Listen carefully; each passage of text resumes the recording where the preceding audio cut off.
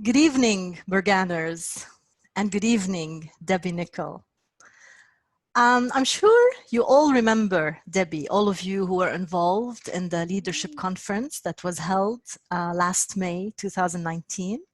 And I'm sure a lot of you still remember her from the conference, and you remember her from the workshop also that Debbie has delivered, to our staff. It's a great opportunity for us to have Debbie on board with us again. So we thank you, Debbie, for being here with us today, offering us so generously this the leadership challenge under the new challenges of today's world.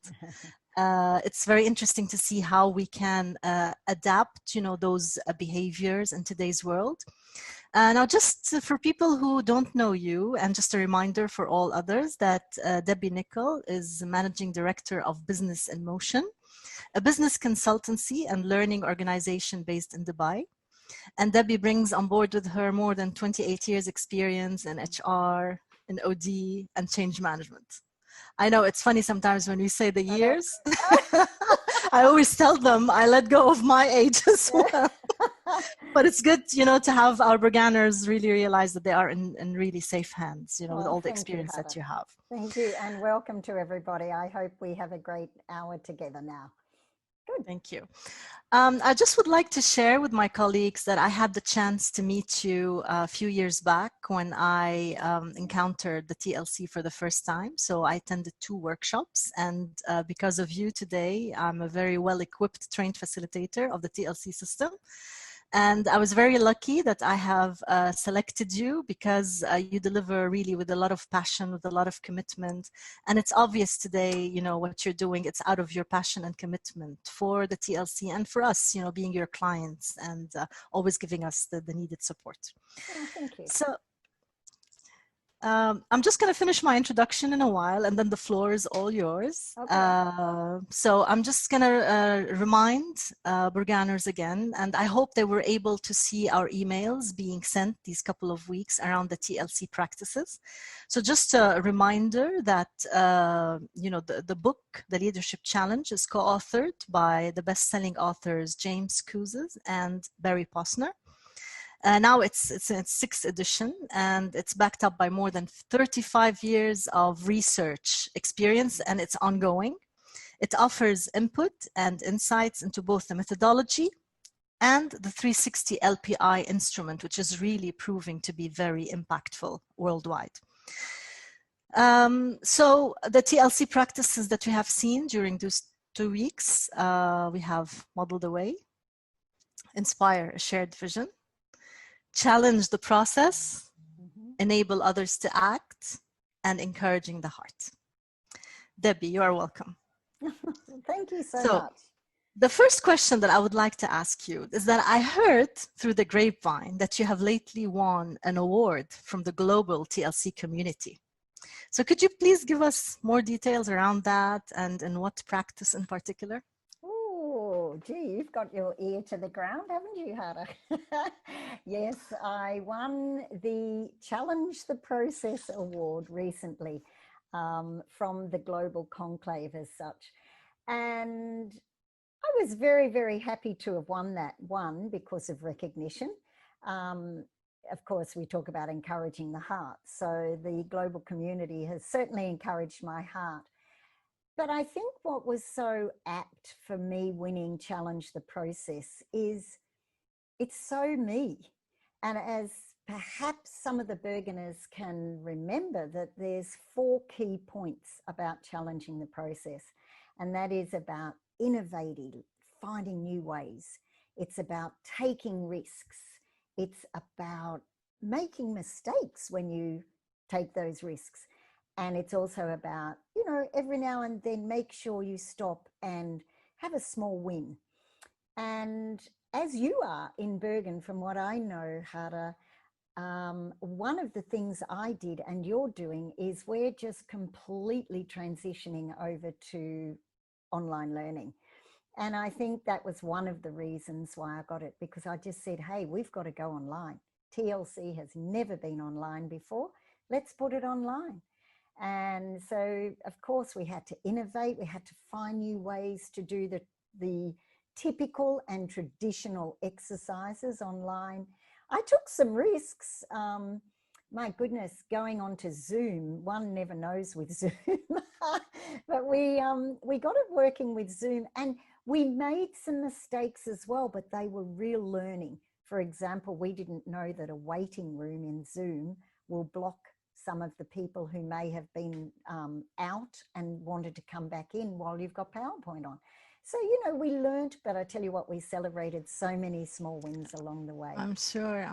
Yes, So yes, yes. you. So congratulations. Thank you. And Thank it's you. rightly deserved. You know, I can see, you know, the different programs you're advertising and you're marketing as well. And definitely you're helping taking TLC to a higher level. So Yeah. all the best, Deb.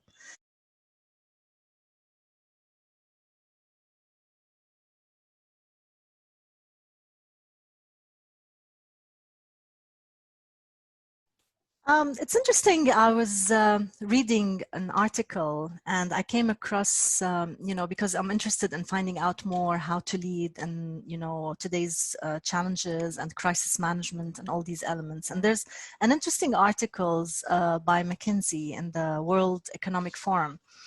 And I'm gonna take a quote out of it. It mentioned something very interesting. And as I was reading, I was building the link between it and the leadership challenge. So it says, what you need now is a strong network of teams that share a purpose and collaborate efficiently across groups. Does this bring out to you any fundamentals or practices from TLC? Does it bring anything to the forefront? 100%. 100%. I think the Burganers will all have heard you say in the workshop this one statement: no leader will ever achieve by himself or herself, nor will they achieve anything extraordinary by themselves. But I think in times of crisis, where there is so many unknowns, the more that you can bring the people with you, the more a leader will be surrounding themselves with more ideas, with more willingness, with more resources, etc. So the first thing that your reading brings to mind would be one of our 8 fundamentals, and that is leadership is a relationship. My goodness, just think of a team. And the traditional way of looking at a team is, you know, you work with the people. But what is a relationship? A relationship is actually the space between the people. And so when we understand what relationships are, in times of crisis, it's those invisible and intangible things that are often hidden in relationships between people that just come out because there is so much pressure in times of crisis. So when TLC refers to leadership as a relationship, it's talking about it's important to nourish the relationships and to ensure that that relationship is as healthy as it can be. And the reason for that is what's in the middle of the people, the 2 people or the 10 people in the team, is trust and sharedness. And so when you asked me, did your reading connect me to any fundamental or practice? Clearly, I've linked it to a fundamental. But if I link now to the practices, I wouldn't say it links me to a specific practice, but it does link me to the thread that joins all 5 practices together. I often call it the red thread. And the red thread has a purpose of making sure that the 5 practices don't stay in isolation of each other, but they come together, and the next always brings strength to the previous. So it makes the 5 practices almost process-like. And the red thread that joins them together strengthens the trust and strengthens the sharedness. So when we're in times of crisis and there's 2 or more people with a common purpose, the thing that is in the space, or what the space is taken up by, is this conscious and intentional approach to this purpose and to this genuine care. So it's all about, we are going to be able to help each other, depend on each other, because our place, our space, our human system, that's why I don't call them teams, I call them human systems. They're quite self-correctional. And I often say they're like an amoeba, that, you know, one twists, well, the rest comes with it, and it just continually changing. That's what we need in times of crisis. And it will healthily continually change, continually self-correct, if our space is full of a common purpose, full of sharedness, and full of trust. So yeah, I fully agree with you, Debbie. I mean, we felt it, you know, because, I mean, if we want to talk about the team where I'm operating in, we felt much increased closeness, everything you're talking about. And although we were far apart, separate, each one working from home, and yet just we came closer together, the trust increased, the empathy increased, the support increased. It was a beautiful. And still part of me asks the question now, amazing, you know, why did this happen? Yeah. Well, something that I think might come up later in our conversation is leadership becomes extremely personal in times of crisis. And maybe I can expand on that in, I don't know where you're going with your questioning, but you are so correct. Times of crisis, oh no, I've even got goosebumps saying this, bring us closer together. And even if there are negative things in the space, in the team, the need for that empathy, the need for that personal connection, it will almost spit everything else out, because we are humans who need support. We need trust when we don't know where we're going and we don't know what's happening around us.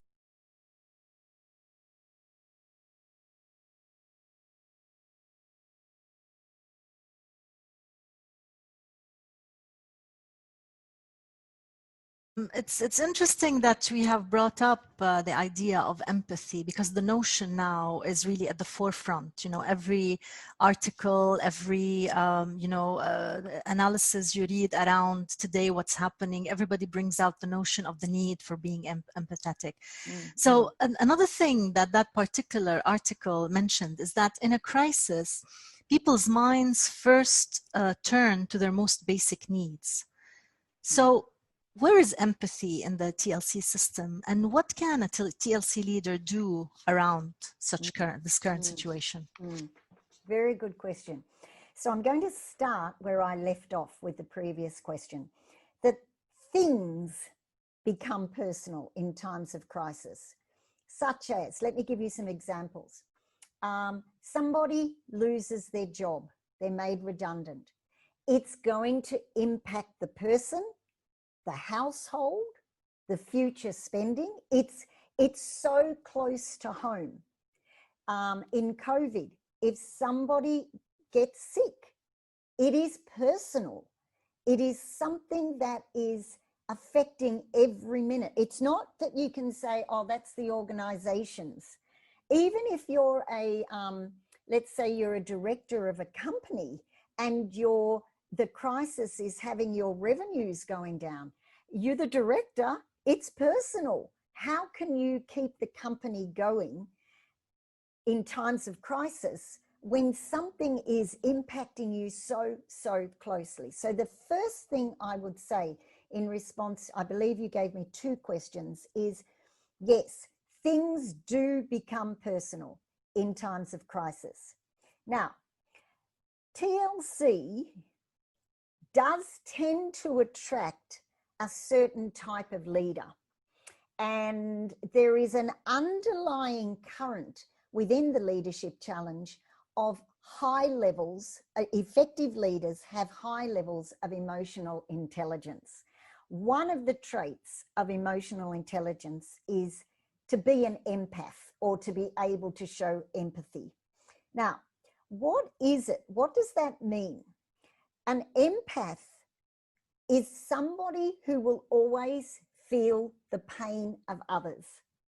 But it doesn't stop there. They will also willingly step into the pain of others to partner with it. And when you connect to those 5 practices that you just reviewed, there is one specific practice where empathy is just overflowing. And I won't put you on the spot and ask, but I will tell you that, and maybe to help contextualize this, let me go back to, remember that there's a really important part of TLC where we talk about the first thing people want to know about their leader is, who are you? Now that equates to model the way. So empathy touches there, because part of knowing who you are is they want to know and watch your consistent behavior in who you say you are. So if you say you're empathetic, well, they want to see you modeling that. Then once they know who you are and they trust who you are, they want to know where you're going to take them, which is inspiring a shared vision. Then the third thing they want to know, hi, I'm your new leader, is how are we going to get there? And that's where the last 3 practices come in.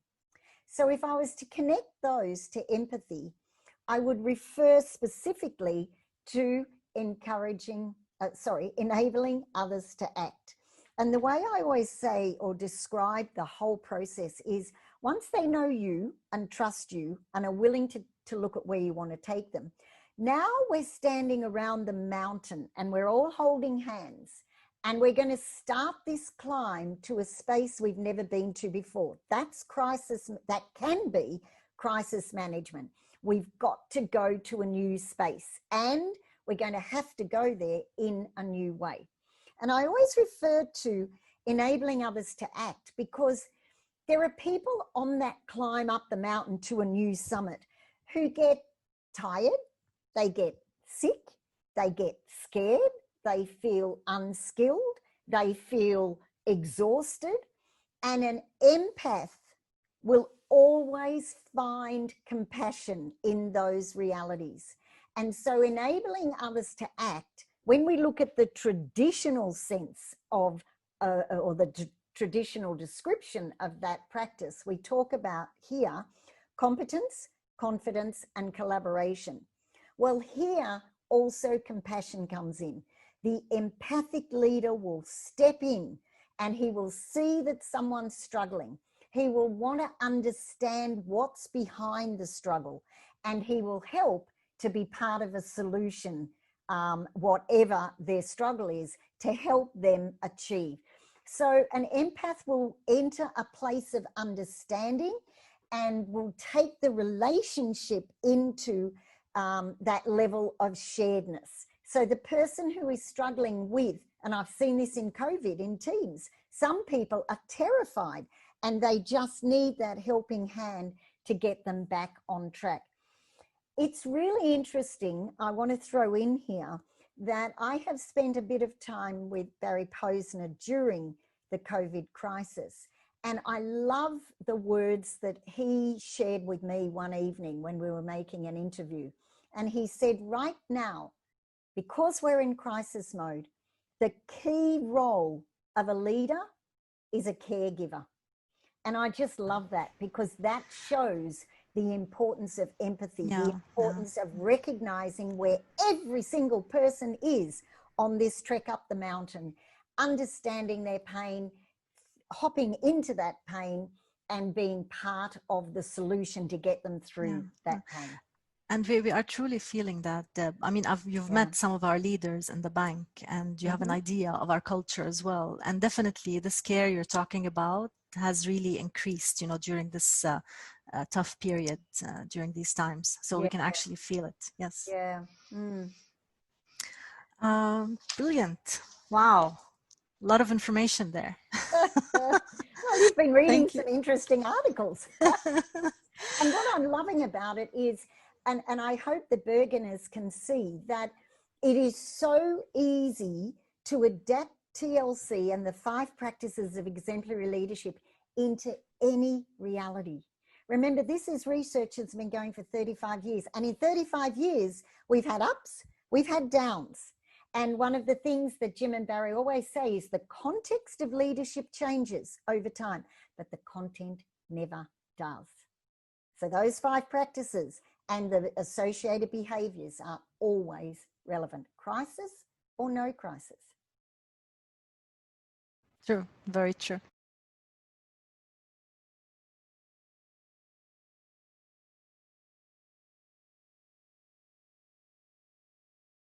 Talking about practices, Debbie, you know, we've had this conversation before around inspiring a shared vision. Mm-hmm. And we've realized that it is a challenge to most leaders, you know, where the behaviors of this particular practice most often come out as the least in frequency as compared to other practices. Mm. Look at us Absolutely today. True. Yeah, Absolutely. Look at us today, these tough times. I mean, in normal times, you know, we're having the challenge of inspiring a shared vision. How can leaders in this fast-changing VUCA world paint a clear vision or picture in the first place before enlisting and inspiring others? Yeah, true. I think to answer that question, I want to take a step back. And I want to reconnect to why. Why is it that challenging the process challenges most people? And the reason is that inspire. Sorry to interrupt. You mean inspire a shared vision? Oh, sorry. Or is it? Yeah. Sorry. Inspire a shared vision. Yeah. It's okay. Inspiring a shared vision yes. is one that challenges most people. And the bottom line is that it is just so much easier to command than inspire, because it takes time, it takes effort, it takes investment, it takes clarity. And so that's in normal times. So when we're inspiring a shared vision, it's difficult because all of this effort takes us away from automatic mode. Now, take that into VUCA. And VUCA, everything is unknown. There is not a chance of anything being regular, being consistent, being predictable. So therefore, there is nothing on automatic mode. So you can't just come in and command the same old thing, because it won't work.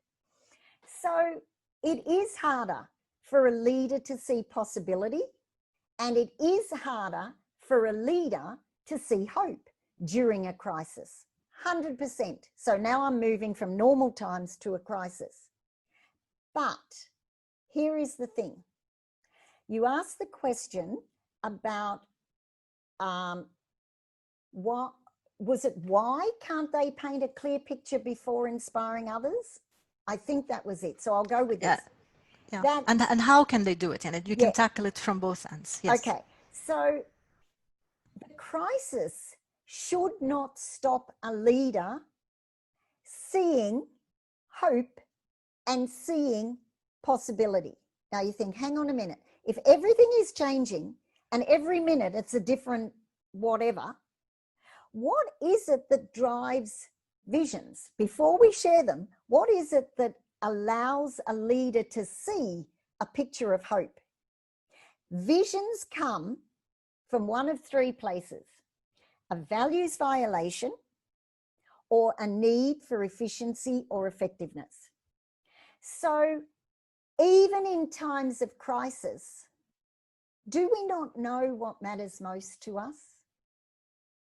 Do we not recognize, or can we not recognize the pains of values violations? So I truly believe that leaders still can see hope. Yeah, it's probably a more chaotic picture, and it's probably looking not clearly at a future, but looking through the forest and maybe having to move a few trees out of the way. But because a vision will always come from either a values violation or something that needs to be more efficient or more effective, they're feeling the pain like everybody else, and they're thinking, I don't want this. So when I know what I don't want, it can also help us see what I do want. And I'd like to give you a very, very practical example here, and I'm sure it will answer your question.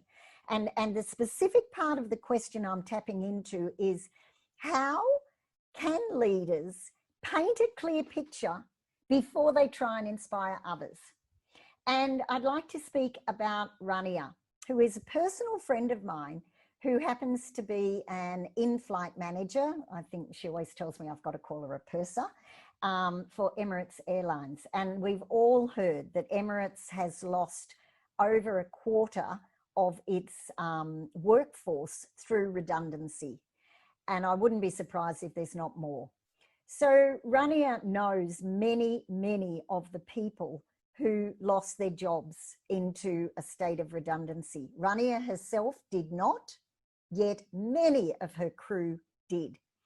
And she found that what she was seeing in all the people who've been made redundant was this, oh my goodness, this black, wet blanket of despair, destruction, and depression was coming into the lives of these people, because they were told in a Zoom call that they'd lost their jobs. They couldn't go home to their families because there's no planes flying. And they were simply left with nothing to do but to stay in bed all day, probably shedding tears. Wow. And being very, very upset. Now, Rania, who knows most of these, also as a person, as a human being, has some very clear values. And one of her values is equality, and another value is hope. And I know her very well, and I see her live and walk and talk these values every day. And for her to see these hundreds of crew falling into the depths of depression, she said, I cannot accept this. I cannot have the people that I work with, that I love, I cannot allow them to just be stuck in bed going down a black hole. Now, I used an analogy a minute ago, is sometimes a leader might have to split the trees a little bit to find the future hope. And I think that's what she did.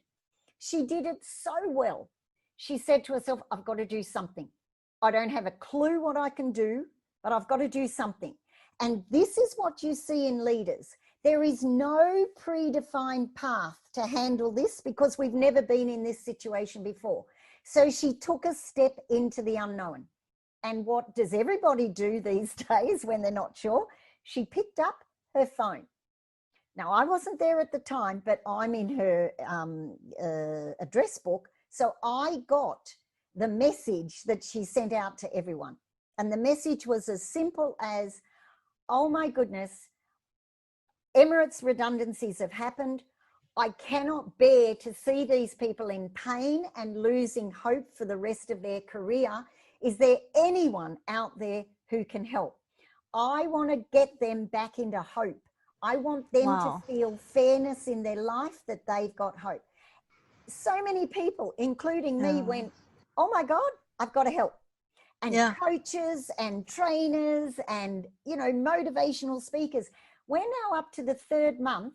Now, the majority of those people are now getting their visa to go home, but we've had 3 months of non-stop help for those people with webinars, with little face-to-face cafe sessions. So it's like giving them coaching and life, you know, sort of helping them come up. Giving them hope. Put hope, yes. Harder, giving them hope. And we weren't giving them free things to say, here's something free. We were giving them things that will enable them to find their passion, to get over the pain, and to learn how to move forward. So there were people who came talking to them about how to set up a new business. There were people like me who talked about how to find your passion, you know, and showing them several perspectives, you know, because the mind attracts reality at the end of the day. We all know that. So you're kind of putting them in the right space, like you said. Yeah. So what Rania did to us, the people who came in and helped, she inspired us. Why? Because she saw through the trees a picture of these people back on their feet. She had no idea how to do that, how to help them to get there. But because of her picture that she told us about in her mind, she inspired us into action. And from there, these people have taken the ball and rolled with it. And some of them now are already operating their first ever drop shipping companies, which is a new This company. is what I wanted to ask you. The results sprout. Oh my God. I was, and this is a true story. Rania and I had breakfast about 2 weeks ago, and she said, Deb, look at this. And she showed me a video. I almost want to cry when I say it, that one of the girls was a fantastic dancer, just a really gifted dancer. And she used to just dance in nightclubs, you know, for her own enjoyment. And after being made redundant, she was lying in bed looking at all the things that she'd done in her life. And she reconnected to her passion of dancing. And that girl now is now setting up a dancing school. And it's just like, oh my God. And Rania just was showing me, and the two of us were in tears.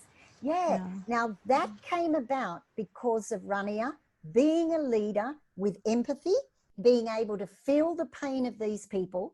And so that's from modeling the way. So she knew what she stood for. She modeled the way. And then she said, it's unacceptable that I've got values violations happening. So she painted a picture. And that was when the rest of us came in, challenged the process. We enabled others to act and also encouraged the heart. Yeah, so it's a great success story.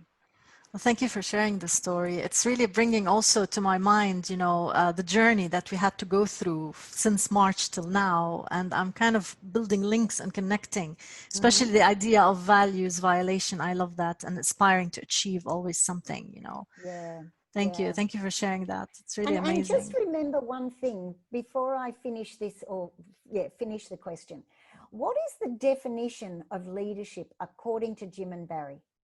It's the art of mobilizing others to want to struggle for shared aspirations. None of us had a clue how to do it, but they were struggling. We were struggling with them. And the research has shown us that people are at their personal best when they face struggle. And that's why these people are just flying now. Some are still there, at least they're out of bed, the stragglers. Exactly. But, you know, some have gone. So people are at their best when they face these crises, because these crises give us really no option but to jump into action. True. And bless you all, you know, for adding value to the world around you and to the community. It was great. Yeah. Cool. Thank you for being so elaborate and explaining that.